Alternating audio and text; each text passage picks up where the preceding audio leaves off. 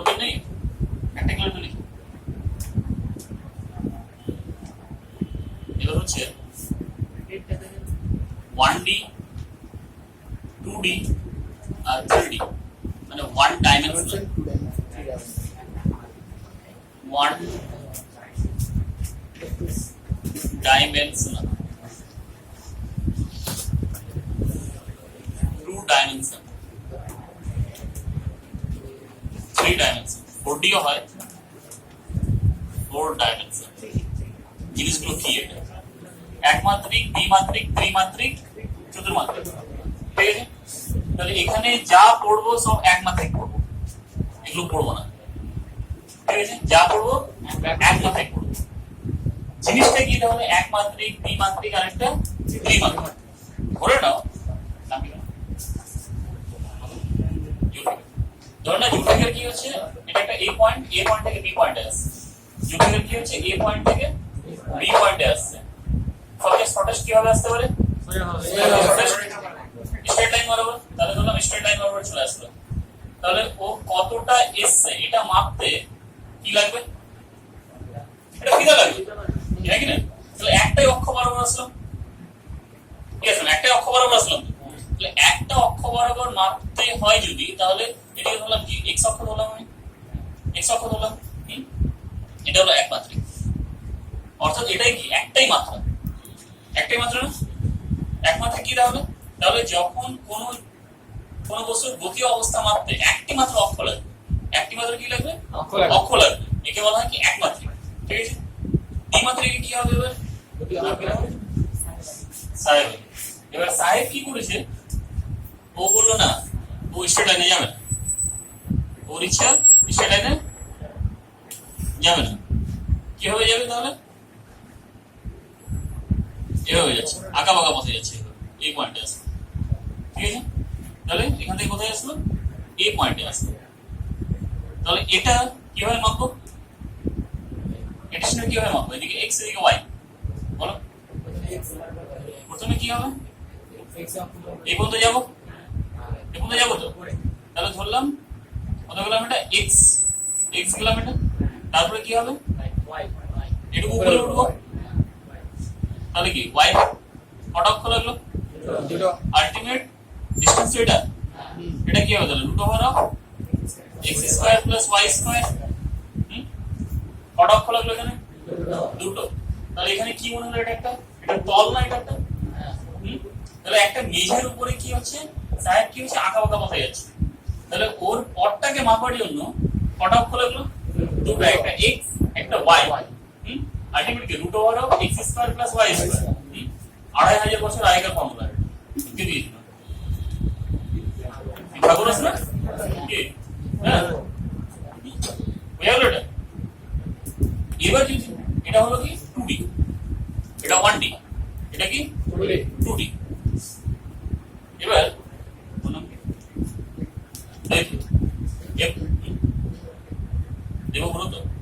দেবব্রত, এবার দেবব্রত কি করলো? দেবব্রত বললো না ও কি করবে? আঁকা বাঁকা পথেও হাঁটবে এবং একটু লাফিয়ে যাবে। আঁকা বাঁকা পথেও হাঁটবে এবং কি হবে?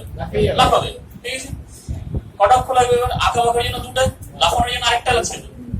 কটা লাগছে? তাহলে তিনটা লাগছে।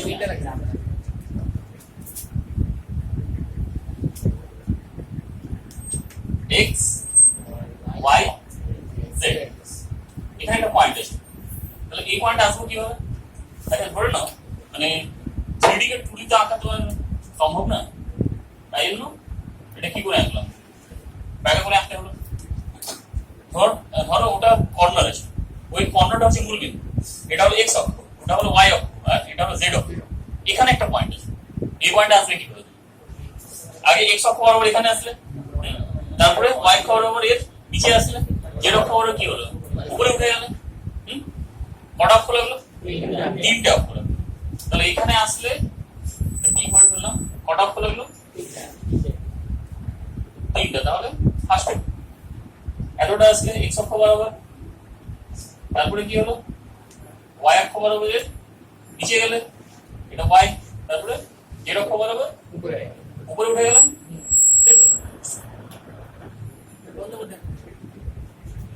এর অক্ষ বরাবর উপরে উঠে গেল। তাহলে আলটিমেট ডিসটেন্স কোনটা? এটা ডিসটেন্স না আলটিমেট? এটা কি হবে তাহলে? দুটো ভরা x square plus y square plus z square. ঠিক আছে, এই তিনটা তাহলে 1D 2D আর কি শিখলাম? 3D। তাহলে 1D এর एग्जांपल কি হবে? কোনো বস্তু সোজা পথে হাঁটছে, ওটা হলো কি 1D। 2D কি? এই বস্তু একটা কি হচ্ছে, একটা তলের উপরে হাঁটছে আঁকা বাঁকা পথে, সেটা কি 2D। 3D কি? পাখি আকাশে উড়ছে। 3D কি? পাখি আকাশে উড়ছে, তাহলে এটা কি 3D। তাহলে এখান থেকে কি দেখলাম? 1D একটা সরলরেখা বোঝাচ্ছে, 2D কি বোঝাচ্ছে? একটা তল বোঝাচ্ছে, 2D কি বোঝাচ্ছে? একটা তল বোঝাচ্ছে, 3D কি বোঝাচ্ছে? একটা স্থান বোঝাচ্ছে। এটা কি বোঝায়? একটা লাইন বোঝায়। এটা কি বোঝায়? তল।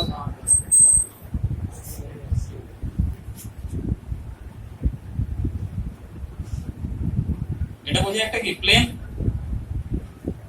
আর এটা একটা কি বোঝায়? স্পেস বোঝায়।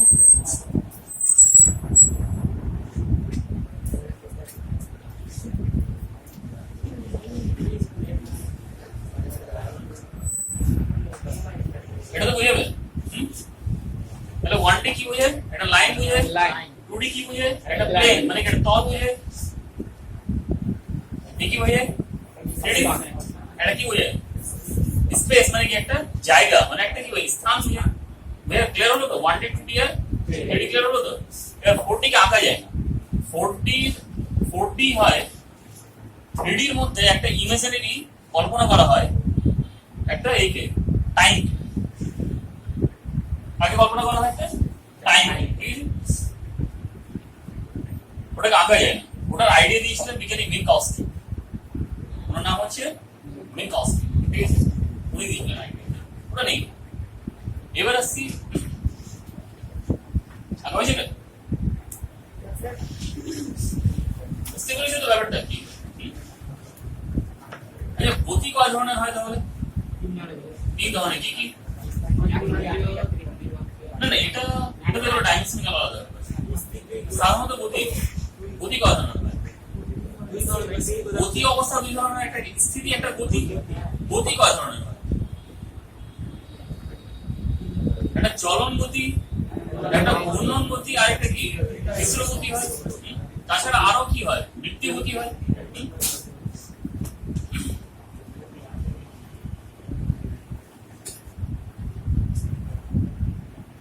বুঝাচ্ছে তো? ওই বন্ধ করে দাও, ওই বন্ধ যা বলছি শুনো।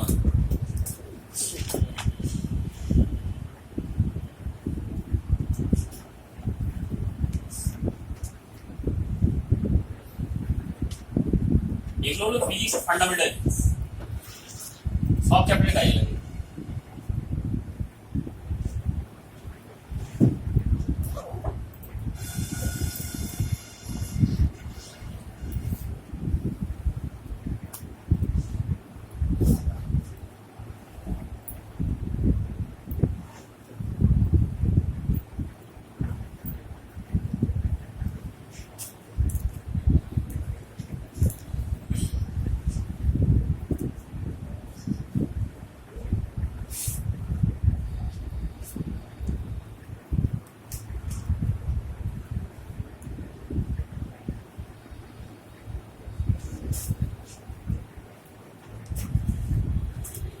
হলো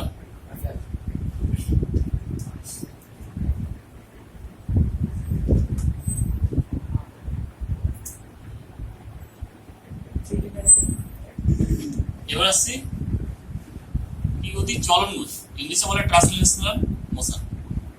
চলন গতি, ঘূর্ণন গতি,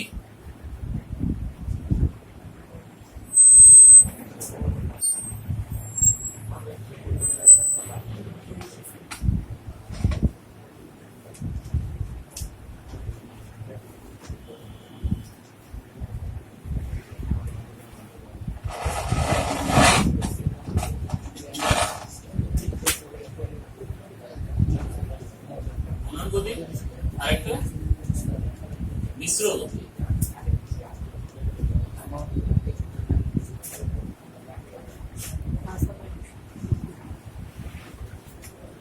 তাহলে চলন গতি মানে কি? যখন একটা একটা কোণে কি হচ্ছে, স্ট্রেট লাইনে যাচ্ছে। কি লাইনে যাচ্ছে? স্ট্রেট লাইনে, মানে সোজা পথে। তাহলে যখন কোনো বস্তু সোজা পথে যাবে তখন ওটা হবে কি? চলন গতি। তাহলে এ থেকে বি পয়েন্ট আছে, এখানে একটা বস্তু কি হলো, সোজা পথে চলে গেল, তাহলে এটা হলো কি? চলন গতি। ওকে, তাহলে চলন গতিতে কি হবে? একটা রেখা বরাবর যাবে। ওটা কি হতে পারে? সরল রৈখিক হতে পারে, আবার কি বক্র হতে পারে। এবার ঘূর্ণনে কি হবে? একটা বস্তু বা ঘূর্ণাক্ষকে কেন্দ্র করে তার চারদিকে ঘুরবেও। যেমন লাট্টু ঘোরানো ছোটদের, লাট্টু গতি কেমন? ঘূর্ণন গতি। তার মধ্যে হবে আর কি? ইলেকট্রন ঘুরছে। পরে কি ঘুরছে? ফ্যান ঘুরছে। ফ্যানের গতি কি? ঘূর্ণন গতি। আর চাকাও ঘূর্ণন গতি। চাকার মধ্যে আরেকটা গতি আছে অবশ্য, নাগরদোলায় যাবো নি, নাগরদোলায় ওটা কি? ওটা তো ঘূর্ণন গতি। মিশ্র গতি কি তাহলে? এটা কি হবে? ঘুরবেও আর সামনের দিকে হয়ে যাবে। যেমন সাইকেলের চাকা, সাইকেলের চাকা কি হচ্ছে? এবং কি সামনের দিকে চলে যাচ্ছে। মিশ্র গতি না? মিশ্র গতি মানে কি? অন্য চলন গতি হচ্ছে আর কি আছে? গতি হচ্ছে। একসাথে আছে দুটো, বুঝা গেছে তো? এছাড়া আরেকটা গতি হয় বৃত্তীয় গতি। আরেকটা কি ধরনের গতি হয়? বৃত্তীয় গতি। তাহলে বৃত্তীয় গতি কি জিনিস? ঘূর্ণন এবং বৃত্তির মধ্যে খুব হালকা ডিফারেন্স। হালকা ডিফারেন্স মানে লাট্টু নিয়ে অক্ষের চারদিকে ঘুরছে, তো পৃথিবী নিয়ে অক্ষের চারদিকে ঘুরছে, সূর্য নিয়ে অক্ষের চারদিকে ঘুরছে, ব্ল্যাক হোল নিয়ে অক্ষের চারদিকে ঘুরছে। এটা কি হচ্ছে? ঘুরছে তো। তাহলে এরা কি ধরনের গতি? ঘূর্ণন গতি। ঠিক আছে। এবার বৃত্তীয় গতি কি? কোন বস্তুকে কেন্দ্র করে তার চারদিকে ঘুরছে। যেমন পৃথিবীর কোন গতি? কটা গতি পৃথিবী? ওগুলো কি পড়ে এসছে? একটা আইনি, একটা বার্ষিক পড়ে এসছে। আইনি গতিটা হলো ঘূর্ণন নিজ অক্ষের চারদিকে। বার্ষিক গতিটা কি? বৃত্তীয় গতি। ঠিক আছে। এটা কি তাহলে? এখানে যদি সূর্য থাকে, সূর্যের চারদিকে কি হচ্ছে? একটা বৃত্তাকার পথে ঘুরছে না? এটা কি না? কে ঘুরছে? পৃথিবীর চারদিকে আবার চাঁদ ঘুরছে, বৃত্তাকার পথে ঘুরছে। তাহলে একটি বস্তু বা বিন্দুকে কেন্দ্র করে তার চারদিকে একটি বস্তু বা বিন্দুকে কেন্দ্র করে নির্দিষ্ট ব্যাসার্ধের বৃত্তাকার পথে যখন কোনো বস্তু ঘুরবে তখন তার গতিকে বলা হয় কি? বৃত্তীয় গতি। ইলেকট্রনের গতি হবে স্যার। এবার ইলেকট্রন নিউক্লিয়াসের চারদিকে যেটা ঘুরছে সেটা বৃত্তীয় গতি। আবার ইলেকট্রন নিজ অক্ষের চারদিকে ঘুরছে, ওটা কি? ঘূর্ণন গতি। চলন গতিকে ইংলিশে বলা হয় ট্রান্সলেশনাল মোশন, ঘূর্ণন গতিকে বলা হয় স্পিন, মিশ্র গতিকে বলা হয় কি? মিশ্র মানে কি? মিক্সচার নাকি কম্পাউন্ড মোশন। আর বৃত্তীয় গতি মানে সার্কুলার মোশন। ঠিক আছে, বোঝা গেল? চারটা মোশন বোঝা গেল তো?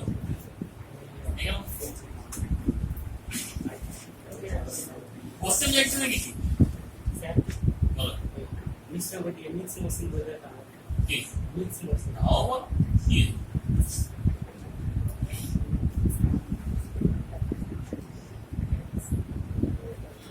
মিক্স থেকে কম্পাউন্ড বেশি ইউজ করা হয়।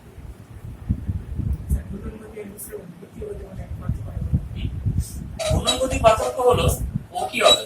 পৃথিবী নিজ অক্ষের চারদিকে ঘুরছে, এটা কি হবে? ঘূর্ণন গতি। আবার সূর্যের চারদিকে ঘুরছে, সেটা কি? বৃত্তীয় গতি। তাই তো? তাহলে এখানে কি হলো? বস্তু নিজ অক্ষের চারদিকে ঘুরবে, ওটা ঘূর্ণন গতি। আর যখন বস্তু কোনো বস্তুকে কেন্দ্র করে তার চারদিকে ঘুরবে বৃত্তাকার পথে, এটা কি? বৃত্তীয় গতি। ঠিক আছে তো?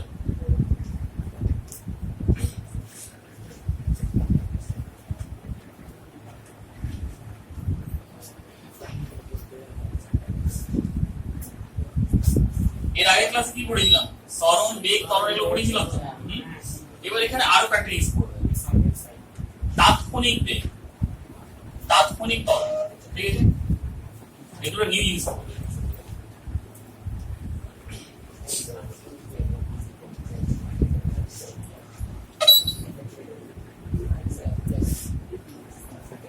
এদিকে x অক্ষ, এদিকে y অক্ষ, এদিকে কি z অক্ষ, এটা তো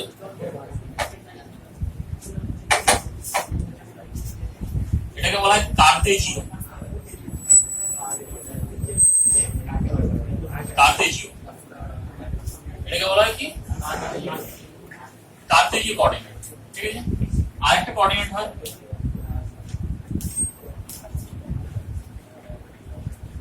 ওটাকে বলে পোলার। এবার পোলার দুই ধরনের হয়, পোলার কোঅর্ডিনেট দুই ধরনের, একটা হয় গোলীয় বা স্ফেরিক্যাল, আর একটা হয় সিলিন্ড্রিক্যাল বা চুম্বকাকৃতি। চুম্বকাকৃতি পোলারে গোলীয় কেমন হবে তাহলে? গোলীয় কেন্দ্র, এটা কি গোলক আছে। ঠিক আছে, তাহলে এখানে একটা পয়েন্ট আছে, এই পয়েন্টে কি হবে আসবো? ফার্স্টে এক্স এ আসলাম, তারপরে কি আসলাম y এ গেলাম, তারপরে z এ গেলাম। এটাই তো। তাহলে এখানে কি দেখা যাচ্ছে? কটা অক্ষ লাগলো? তিনটা। তাহলে কটা ভেরিয়েবল আছে? ভেরিয়েবল নেই, চল। চল পড়ো নি? এই চল কি চলরাশি কাকে বলে? যে রাশি হাঁটতে পারে নাকি? না, যে রাশি কি হাঁটতে পারে, দৌড়াতে পারে না, চলরাশি। চলমান নাকি? কি চলরাশি কি? চলরাশি কি জিনিস তো বটে, কথা কি হাঁটতে পারবে না, তাহলে কি চলরাশি? মানে যার মান চেঞ্জ হবে বারবার, যার মান কি হবে? চেঞ্জ হবে। ইকুয়েশন পড়েছিলাম x plus y equal to মানে ax1 ax plus by equal to c পড়েছিলেন এটা বলি জিনিস। এটা কাজ শুনে বলো।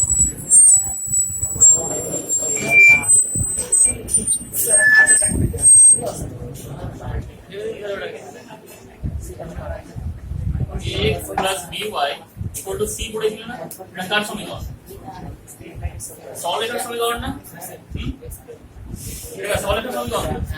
এবার সরলরেখার সমীকরণে কি বের করতে? x আর y এর মান বের করতে না?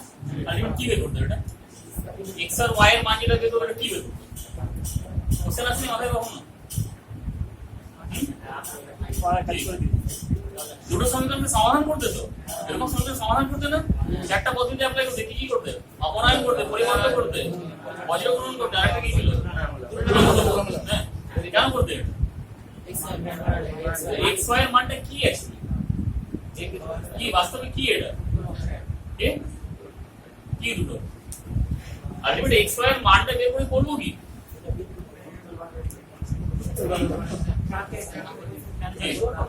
নম্বর পাওয়ার জন্য নাকি? হ্যাঁ,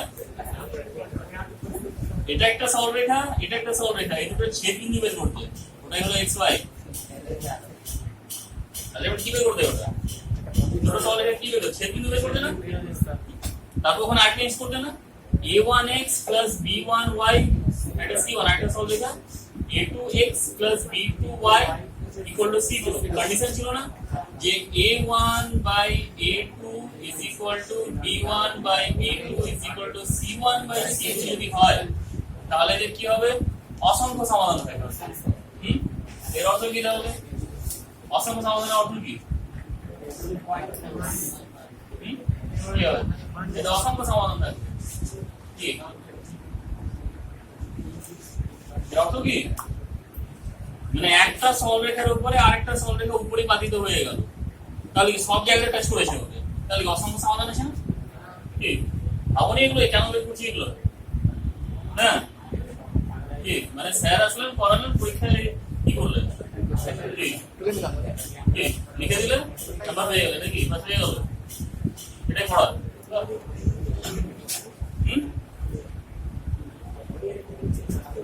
আর কি ছিল? যদি নট ইকুয়াল টু হয় তাহলে কি হবে? কোনো সমাধান থাকবে না, কারণ কি দুটো প্যারালাল হয়ে যাবে। কাছি করবে না, তাহলে কি হবে? সমাধান থাকবে? থাকবে না সমাধান? কি মানে ম্যাথ করে হয়ে যায় কিন্তু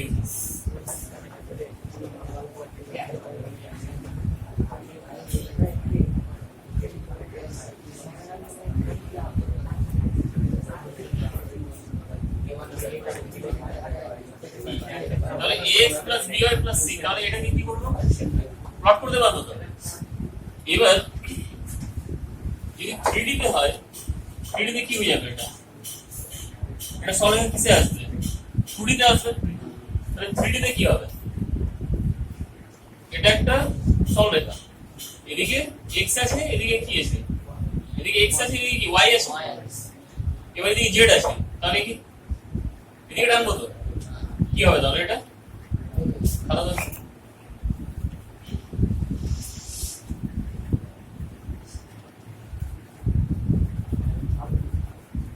এটা কি একটা সরলরেখা তো, এদিকে x আছে, এদিকে y আছে। এবার এই সরলরেখা কিসে নিয়ে যাচ্ছে? 3D, এদিকে কি হলো? z টেনে দিলাম, তাহলে কি হবে? এদিকে টানবো তো সরলরেখাকে, এদিকে টানলে কি বেরিয়ে আসলো? কি হলো? এটা এটা তল হয়ে গেল না? তাহলে সরল রেখার 3D আকৃতি কি? এটা তল না? আবার এগুলো না কি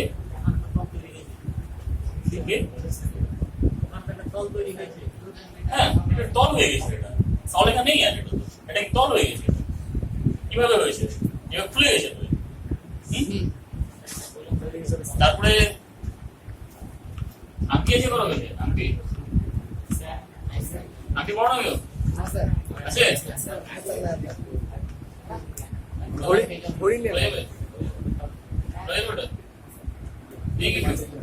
বলি কিছু নেই, মিথ্যাগান কিছু হয়েছে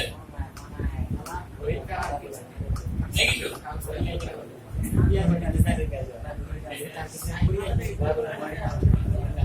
ভরে কি হবে? আচ্ছা আচ্ছা, ধরে না এটা কি বৃত্তাকার জিনিস আছে, বৃত্তাকার জিনিসকে যদি আমি 360 ঘুরিয়ে দিই তাহলে কি তৈরি হয়ে যাবে? গোলক তৈরি হয়ে যাবে না একটা? তাহলে বৃত্তের 3D কি? এটা গোলক। এবার যদি একটা তল নিই তাহলে তলের 3D কি হবে? এবার তলকে টানবো এদিকে, তো কি হবে? একটা চৌআকৃতি হয়ে যাবে না? সরি, এই হয়ে যাবে আয়তঘন হয়ে যাবে না? কেউ আয়তঘন হবে, তাহলে তলের এই কি 3D কি? আয়তঘন হবে না এগুলো? ভাবতে তাহলে ঠিক একইভাবে এটা কি করেছি? বৃত্ত ছিল, এই বৃত্তকে কি করলাম? কতটা ঘুরালাম? 360 না? এটা কি গোলক হয়ে গেল না? তাহলে এটা হলো কি গোলীয় কোঅর্ডিনেট। গোলীয় কোঅর্ডিনেটে এই পয়েন্টে ধরলাম, তাহলে এই পয়েন্টে একটা বস্তু আছে পি পয়েন্টে, এই পয়েন্টটা তো তাহলে এর সাথে একটা কোণ করে আছে, এটা কি ব্যাস? এর সাথে কি থিটা কোণ করে আছে, এর সাথে কত ধরলাম? আর ধরলাম। আবার এর সাথে কত ফাই কোণ করে আছে না? এর সাথে কি ফাই, এভাবে আছে তো, এভাবে এসে ধরলাম। এটার সাথে কোণ করে গেছে কত? থিটা। আবার এদিকে ধরলাম এটা, এই কোণটা, এদিকের কোণ কত হবে? ফাই। কটা লাগলো তবে? এখানে আর লাগলো, থিটা লাগলো, আর ফাই লাগলো। তাহলে এখানে কে কে লাগলো? এক্স, ওয়াই আর জেড লাগলো। এখানে কি লাগলো? আর থিটা, ফাই। কোনটা সহজ? এটা সহজ না এটা সহজ? ওটা সহজ না। ব্যাসার্ধ কি চেঞ্জ করে? তাহলে ব্যাসার্ধ তো সবসময় কনস্ট্যান্ট। ভেরিয়েবল কটা এখানে? দুটো ভেরিয়েবল। ভেরিয়েবল কটা? দুটো। এখানে কটা ভেরিয়েবল? তিনটা। কোনটা সুবিধা তাহলে? এটা না এটা? এটা বেশি সুবিধা না? যদি ফিজিক্স নিয়ে পড়ো তাহলে দেখবে হায়ার লেভেলে যখন যাবে, গ্রাজুয়েশন মেইতে যাবে, তখন দেখবে কার্টেজিওতে ক্যালকুলেশন কম করা হয়, বেশি ক্যালকুলেশন এটাতে করা হয়। কারণ এখানে দুটো ভেরিয়েবল আছে, দুটো ভেরিয়েবলকে ধরা সহজ তিনটার তুলনায়। একইভাবে সিলিন্ড্রিক্যাল যদি আসে, সিলিন্ড্রিক্যাল মানে কি চৌআকৃতি, এই টাইপের হয়, এটা অক্ষ চোঙের এখানে একটা পয়েন্ট আছে আর থিটা এদিকটা ফাই, ঠিক আছে। আবার এখানে কি আসলো আর থিটা ফাই আসলো, তাহলে কি এটার এটা কি একই প্রায়, এটা কনস্ট্যান্ট, এই দুটো কি ভেরিয়েবল এখানে। তাহলে কার্টেসীয় কোঅর্ডিনেট থেকে পোলার কোঅর্ডিনেট বেশি সুবিধাজনক। কেন বেশি সুবিধাজনক? এখানে দুটো ভেরিয়েবল আছে, কারণ এখানে দুটো ভেরিয়েবল, এখানে তিনটা ভেরিয়েবল আছে, এখানে দুটো ভেরিয়েবল আছে। তাহলে তিনটা ভেরিয়েবল থেকে দুটো ভেরিয়েবল বেশি সুবিধাজনক, মানে তিনটা অজানা থেকে দুটো অজানা বেশি ভালো। বুঝা গেল ব্যাপারটা? বুঝা গেল তো? মনে রাখবে লেখা, বুঝতে পারছি তো? অসুবিধা ছিল কিছু? সব বুঝে যাচ্ছ? এটা অসম্ভব।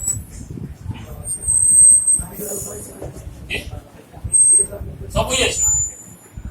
কোশ্চেন যাচ্ছে না আমাদের? ওই কোশ্চেন বই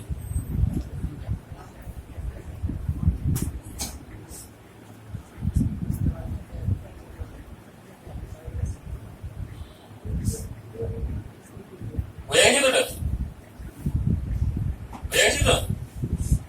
রেসপন্স কি হয়ে গেছে? হ্যাঁ না না?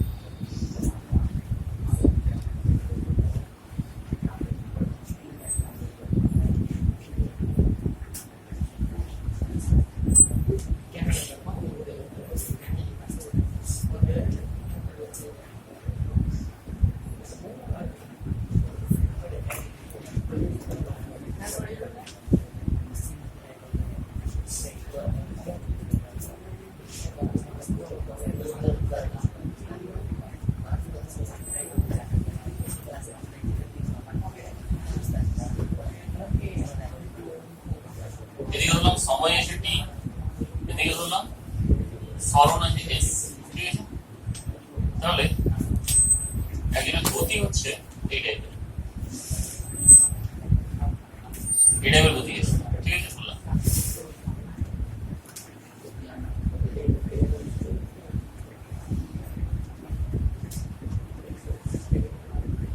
এই টাইপের গতি আছে, ঠিক আছে। এবার পার্টিকুলার কোন একটা পয়েন্ট, পার্টিকুলার কি করবো, কোন একটা পয়েন্টে কি বের করবো, গতিবেগ বের করবো। তাহলে এই পথে একটা কণা যাচ্ছে, ধরো এটা একটা রাস্তা, ঠিক আছে। এই রাস্তা দিয়ে একটা বাস যাচ্ছে, তাহলে বাসে কি সব জায়গায় একই বেগ হবে না? কেন হবে না? কারণ যেখানে টার্ন নিচ্ছে সেখানে কি করতে হবে, বেগটাকে কমাতে হবে। যেখানে কিছুটা স্ট্রেট লাইন আছে ওখানে বেশি হবে বেগ, যেমন সামনে রাস্তাতে যাও তো, যেখানে যখন টান দিতে ওখানে কি করে, বাড়ি দেয় স্পিড নাকি কি করে, কমিয়ে দেয় স্পিড। কেন কমায়? যাতে অ্যাক্সিডেন্ট না হয়। এবার টার্নিং এ কেন কমায় ওটাও পড়বে ফিজিক্স, ওটা পুরো আলাদা একটা চ্যাপ্টারে পড়বে। ঠিক আছে, তাহলে ধরলাম এটা একটা পয়েন্ট, এ পয়েন্ট। ঠিক আছে, তাহলে এ পয়েন্টে এর কি করবো, বেগ বের করবো। তাহলে এ পয়েন্ট থেকে এটা কি টানবো, স্পর্শক টানবো। কি টানবো, একটা স্পর্শক। স্পর্শক বুঝে তো, স্পর্শক মানে কি, একটা কার্ভ আছে, মানে একটা গলিও আছে, গলিও তল বা একটা কি আছে, বেঁকানো বেঁকানো তল আছে, ওর মধ্যে একটা পয়েন্ট নিলাম, শুধু আমাদের সেই পয়েন্টকে টাচ করে বেরোবে সরলরেখা। ঠিক আছে তো, ক্লাস 10 এ ছিল তো মনে হয় স্পর্শক আঁকা। তাহলে এখানে একটা কি করবো, ট্রায়াঙ্গেল পেলাম না, একটা এটা কি ট্রায়াঙ্গেল পেলাম তো। তাহলে এদিকে কি আছে, সরণ আছে। তাহলে এটা কি, ডেল এস, ডেল মানে কি ক্ষুদ্র, এই ডেলটা হলো কি ক্ষুদ্র বোঝানোর জন্য। ঠিক আছে, ডেলটা কি জন্য, ক্ষুদ্র বোঝানোর জন্য। এটা কি ডেল টি। তাহলে ক্ষুদ্র সময়ে সরণ কত হয়েছে, ডেল এস ক্ষুদ্র সরণ হয়েছে। বুঝে গেল, কাজটা বুঝে গেল তো। মানে একটা কি হয়েছে, আঁকা বাঁকা পথে একটা বস্তু যাচ্ছে, একটা বাস যাচ্ছে। তাহলে বাসটা কোথায় আছে, এ পয়েন্টে আছে। তাহলে এ পয়েন্টে কি মাপবো, স্পিড মাপবো, বেগ মাপবো। তাহলে বেগ যখনই মাপবো তাহলে সেখানে একটা পয়েন্ট নেবো, সেই পয়েন্টের সাথে একটা কি টানবো, স্পর্শক টানবো।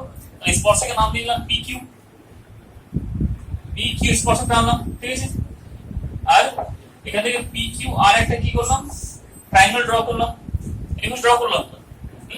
এবার এই ত্রিভুজের পি আরটা কার সাথে আছে, সময় অক্ষের সাথে সমান্তরাল না। তাহলে এটা কি হবে, ডেল টি। এটা কি সময় হবে তো, এটা কি খুব ক্ষুদ্র সময়ের কি হবে, পার্থক্য হবে এটা। এদিকে কি ডেল এস আছে, ডেল এসটা কি তাহলে সরণ অক্ষের সমান্তরাল। তাহলে এটা কি হবে, খুব ক্ষুদ্র সরণ।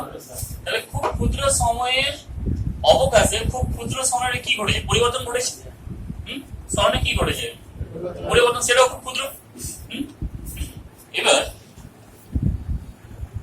এটাকে আরো ক্ষুদ্র করে দিলাম, limit del t tends to 0। Del t tends to 0 মানে কি, ধরুন যে কোনো জিনিস, এটার অর্থ কি,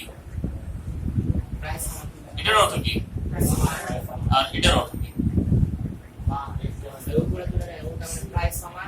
এটা মানে 0 কাছাকাছি, এটা মানে কি এক্স্যাক্টলি 0।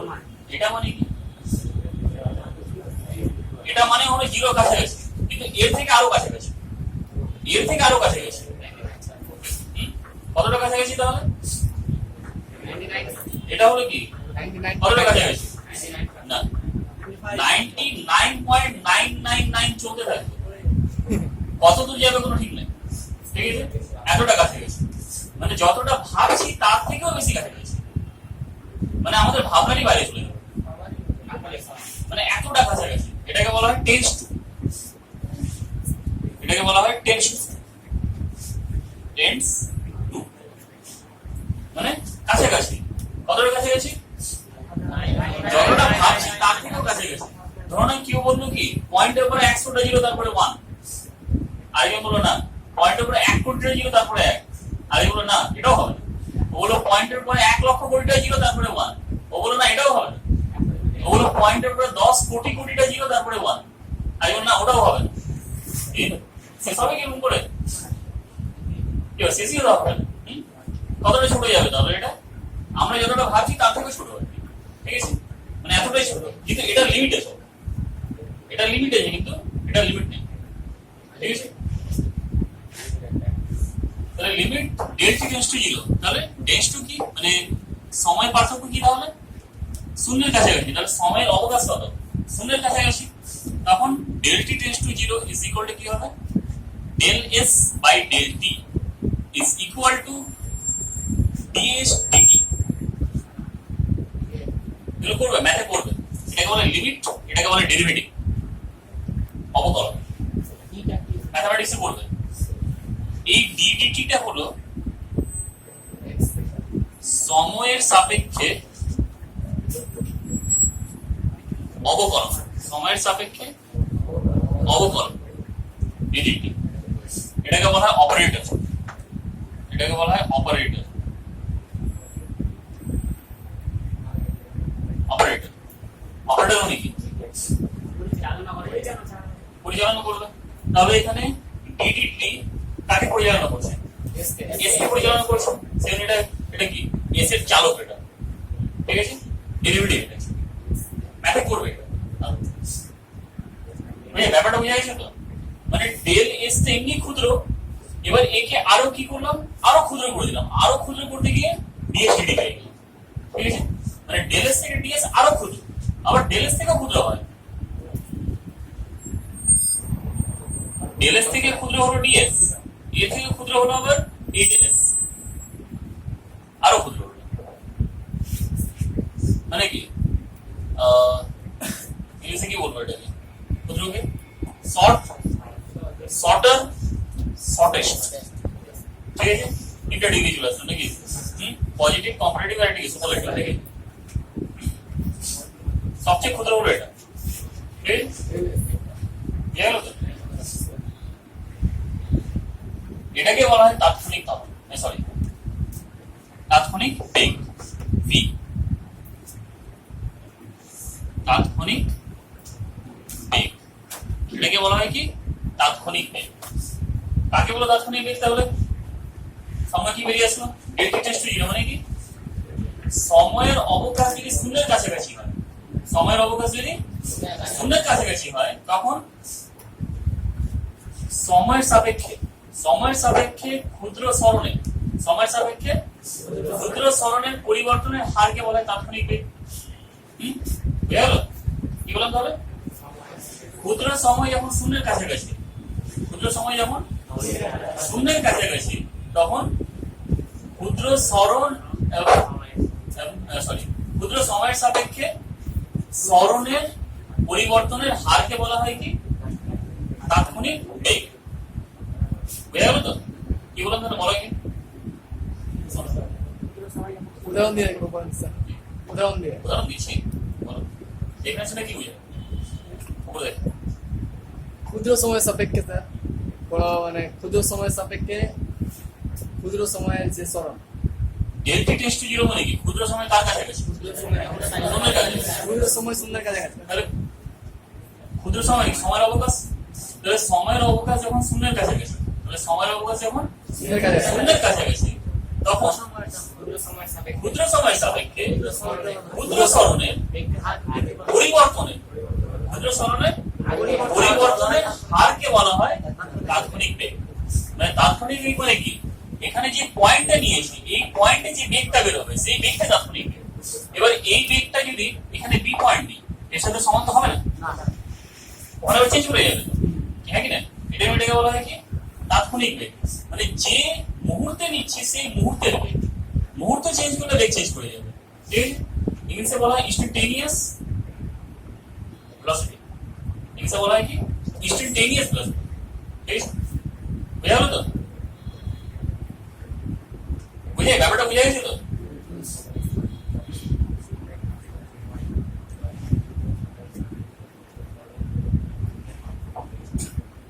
আরো বলি তাহলে, সময়ের অবকাশ যদি শূন্যের কাছাকাছি হয়, তখন ক্ষুদ্র সময়ের সাপেক্ষে ক্ষুদ্র সরণের পরিবর্তনের হারকে বলা হয় তাৎক্ষণিক বেগ, ঠিক আছে? তবে এর মতোই তাৎক্ষণিক ত্বরণ কেমন হবে তাহলে দেখো, মনে হচ্ছে কেমন হবে? কি সিমিলারিটি খুঁজে পাচ্ছ? বেগের জায়গায় কাকে লিখবো? ত্বরণ একে লিখে দিলাম। Limit del t tends to zero তো থাকবেই, সরণটা কি? বেগ হয়ে যাবে।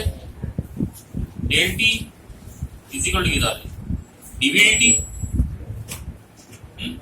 এটা তো হবে।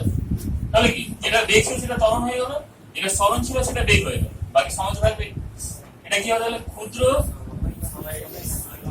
মানে সময়ের অবকাশ যখন শূন্যের কাছাকাছি, সময়ের অবকাশ যখন শূন্যের কাছাকাছি, তখন ক্ষুদ্র সময়ের সাপেক্ষে ক্ষুদ্র বেগের পরিবর্তনের হারকে বলা হয় তাৎক্ষণিক ত্বরণ। বুঝা গেল তো? কি বললাম তাহলে? সময়ের অবকাশ যখন শূন্যের কাছাকাছি, সময়ের অবকাশ যখন শূন্যের কাছাকাছি, তখন ক্ষুদ্র সময়ের সাপেক্ষে ক্ষুদ্র বেগের পরিবর্তনের হারকে বলা হয় তাৎক্ষণিক ত্বরণ, ইনস্ট্যান্টেনিয়াস অ্যাক্সেলারেশন। বুঝা গেল? ইনস্ট্যান্ট মানে কি? তৎক্ষণাৎ। ইনস্ট্যান্টেনিয়াস মানে আরো ক্ষুদ্র। ইনস্ট্যান্টেনিয়াস মানে আরো ক্ষুদ্র।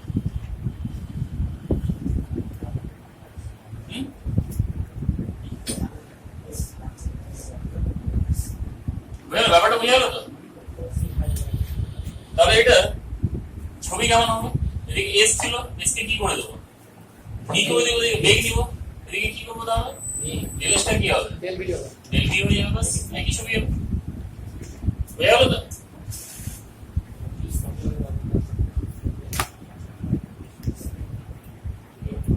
কে বলতে পারে বলো তো? তারপরে ত্বরণ কাকে বলে? কে বলে বলো? সময় একই মনে হয়, একই নয়, কে মনে হয়? বলো। সময়ের অবস্থান যখন শূন্যের কাছাকাছি, তখন ক্ষুদ্র সময়ের সাপেক্ষে ক্ষুদ্র বেগের পরিবর্তনের হারকে তাৎক্ষণিক ত্বরণ বলে। তাৎক্ষণিক বেগ কাকে বলে? কি সেটাকে বলে? সময়ের অবকাশ যখন শূন্যের কাছাকাছি, তখন মানে ক্ষুদ্র ক্ষুদ্র সময়ের অবকাশে ক্ষুদ্র স্মরণের পরিবর্তনের হারকে বলে তাৎক্ষণিক বেগ। তাৎক্ষণিক বেগ, ঠিক আছে? এবার যদি বলে তাৎক্ষণিক বেগ কাকে বলে, যেটা বললাম সেটা লিখবে, এই লাইনটা লিখবে আর ছবি লিখবে, ছবি আঁকবে, ঠিক আছে? তবে তোমাকে এক দেবে। এক। ছবি না দিলে হাফ। না, এবার হচ্ছে তোমার নাম্বার যদি 80% এর উপরে যায়, আর যদি তুমি ছবি না দাও, তাহলে তোমাকে একের জায়গায় হাফ। মানে মাধ্যমিকের সাথে 11 এর হিউজ ডিফারেন্স, এক্সেস ডিফারেন্স।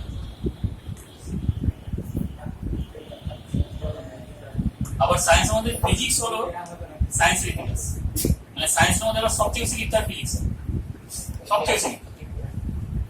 ওটা ফিজিক্সকে বলা হয় হিস্ট্রি অফ সায়েন্স।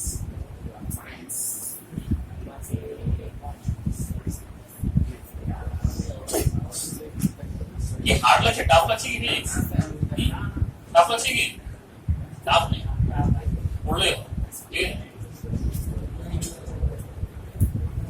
এটা কি আছে? স্পর্শ থাকলে টাচ করেছেন, এটা টাচ করবে, পয়েন্টটা কি টাচ করেছে? কই টাচ করেছে? স্টেট লাইনটা কি করেছে? এই পয়েন্টটাকে টাচ করে গেছে না? ওটা স্পর্শ দাও।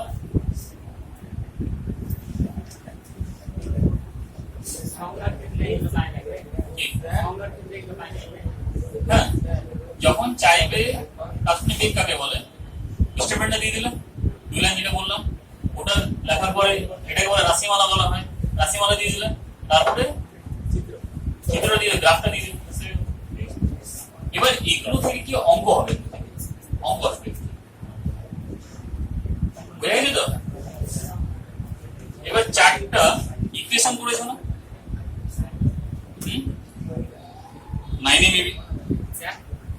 9 এ মেবি চারটা ইকুয়েশন করেছো, লেখা হলো তো?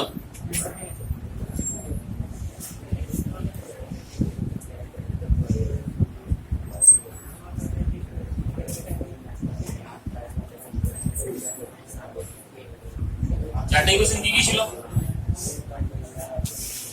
এস ইকুয়াল টু ভিটি ছিল না? এট ফার্স্ট ইকুয়েশন কি ছিল? এস ইকুয়াল টু ভিটি। দেখো হেডিং করো, প্রুফ করবো এটা। এস ইকুয়াল টু ভিটি দেখো, ধরা যাক কোনো বস্তু কণা, ভি সমবেগে গতিশীল, ধরা যাক কোনো বস্তু কণা ভি সমবেগে গতিশীল,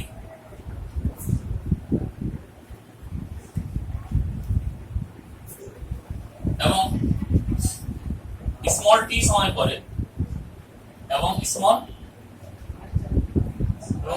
টি সময় পরে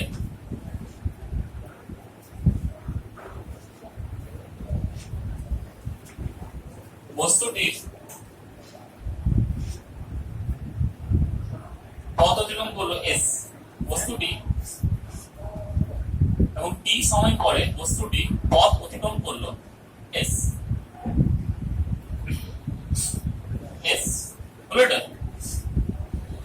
আচ্ছা, একটা গাড়ি আর লিখতে হবে না, শুনে একটা গাড়ি 40 কিলোমিটার পার আওয়ারে ছুটছে, তাহলে 1 ঘন্টায় কত যাবে?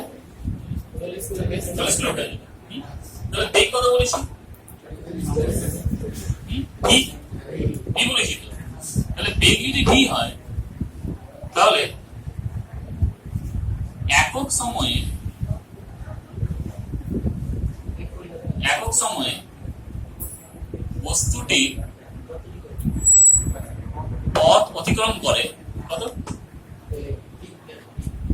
অতিক্রম করে কতটা? ভি না? ভি তো। তাহলে একটা গাড়ি যদি 40 কিমি পার আওয়ারে ছুটছে তাহলে 1 ঘন্টায় কত যাবে? 40 কিলোমিটার যাবে। তাহলে বস্তুটির বেগ যদি ভি হয় তাহলে একক সময় কত হবে পথ? ভি পথ যাবে। তাহলে টি সময় কত পথ যাবে? ভি বাই টি না ভিটি? ভিটি। টি সময় তো একক সময় থেকে বড় তো। তাহলে 1 ঘন্টায় 40 কিমি গেলে 2 ঘন্টায় কত যাবে? 80 কিমি যাবে। তাহলে একক সময় ভি গেলে টি সময় কত যাবে? ভিটি। আবার আগে কি লিখেছি দেখো, টি সময়ে পথ অতিক্রম করে কত? এস। তাহলে এস আর ভিটি সমান একই জিনিস, হ্যাঁ? তাহলে অতএব কি হবে? এস ইকুয়াল টু ভিটি। হলো হলো না? ফিজিক্স কে কখনো কমপ্লেক্স আকারে নেবেন, একবারে সিম্পল আছে, একবারে পাতি ভাষায় বল, ঠিক আছে? তুমি যেভাবে বুঝতে পারো, নট নেসেসারি আমি কিভাবে বলছি, নট নেসেসারি বই কিভাবে লেখা আছে।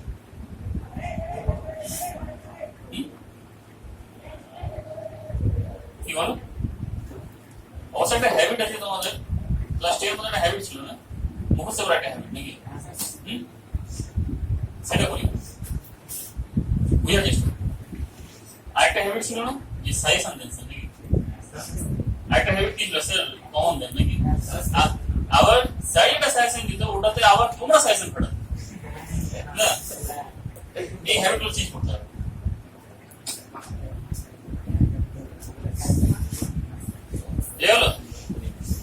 নেক্সট কি আছে? v equal to u plus at। আচ্ছা, কোন বস্তু সম বেগে যাচ্ছে, ত্বরণ কত? 0। সম বেগে যাচ্ছে মানে কি? প্রাথমিক এবং অন্তিম বেগ কি একই?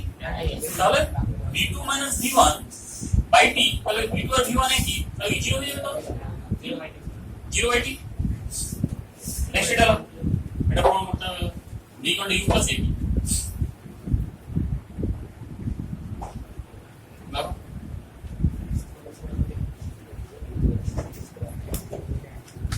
ধরা যাক কোনো বস্তু বানা, u প্রাথমিক বেগ, ধরা যাক কোনো বস্তু বানা u প্রাথমিক বেগ এবং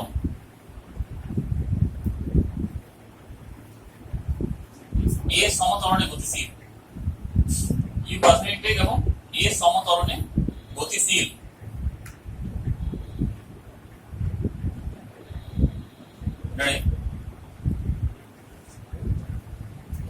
স্মল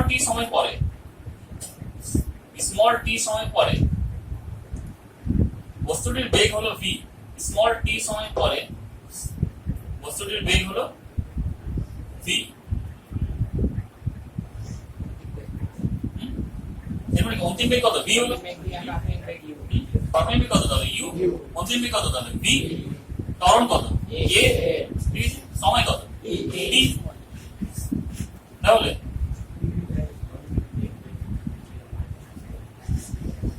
বস্তুর বেগের পরিবর্তন কত? তাহলে বেগের পরিবর্তন কত? U by minus A. V minus U by V minus U না পরিবর্তন হ্যাঁ কি না অন্তিম মাইনাস প্রাথমিক তাহলে ভি মাইনাস ইউ তাহলে বস্তুর বেগের পরিবর্তনের হার কত তাহলে হার মানে কি গলায় পড়া হার নাকি না গলায় পড়া হার না তাহলে হার মানে কি এখানে হ্যাঁ? হার মানে হলো যে কোনো জিনিসকে যদি সময় দিয়ে ভাগ করে দাও তাহলে ওটাই হয়ে যাবে হার ইংলিশে বলা হয় রেট অফ চেঞ্জ ঠিক আছে রেট অফ চেঞ্জ তাহলে কি হবে V minus you by T এবার বস্তুর বেগের পরিবর্তনের হারকে কি বলি আমরা ত্বরণ বলি না তাহলে এটা কি ত্বরণ না তাহলে অতএব কি হবে a equal to v minus u by t তাহলে or at is equal to v minus u তাহলে অতএব v equal to কি u plus at হলো বলুন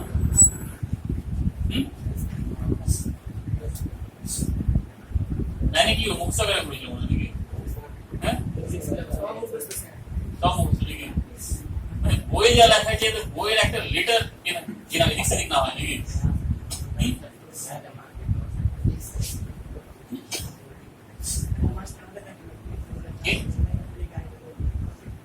কি হলো কি হয়েছে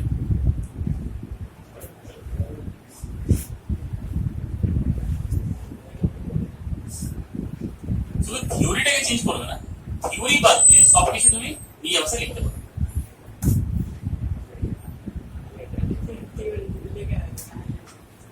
ওই বিজ্ঞানী ওই সার্টিফিকেট লিখলে হ্যাঁ যদি তুমি আবার নিয়ে থেকে থিওরি দিতে পারো হ্যাঁ তাহলে তুমি নোবেল পেতে পারো এটাও হতে পারে না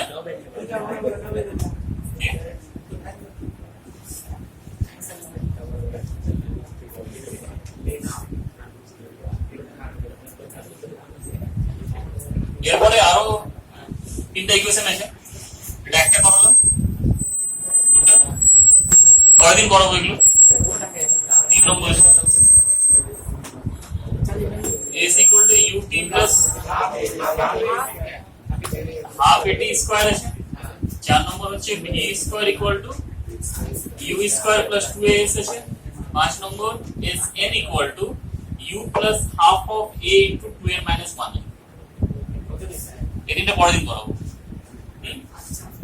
এবার এটা কি করলে ক্যালকুলেশনের মেথডে করলে এর পরের দিন এটা করিয়ে এই পাঁচটাকে আবার প্রমাণ করব লেখক চিত্রের সাথে ঠিক আছে বাস্তবে চ্যাপ্টার শেষ